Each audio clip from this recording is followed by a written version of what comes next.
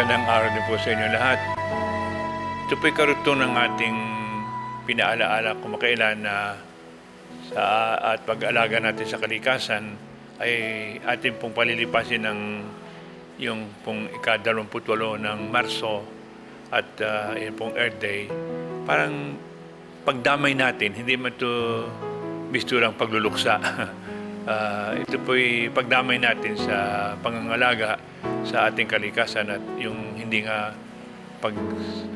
gawing sayangin ang mga yaman nito para pong napagkasundan ng mga nababahala ngayon sa katatayo ng lupa nito ating kalikasan ay sa gabi po ng ika-28 ng Marso, March 28, Earth Day, ay sa gabi po ay parang tayo po ay lahat ay may kisama sa pangangalaga ito at ating bibigyan ng pahinga o sabbatical kaya kahit isang oras lamang ang daigdig na ito.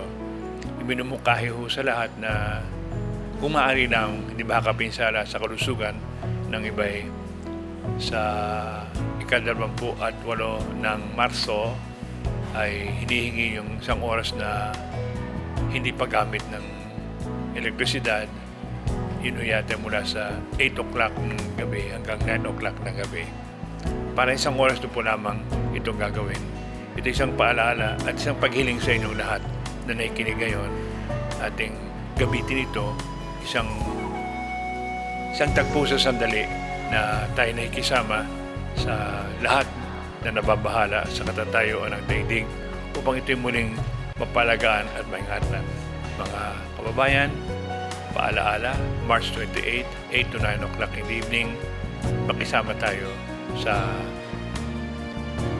hindi pagtitipid lang kundi ito sa pangangalaga ng kalikasan. Subukan natin kung kaya nating tiisin walang elektrisidad sa loob ng isang oras. Maraming salamat po sa inyo lahat. God bless you.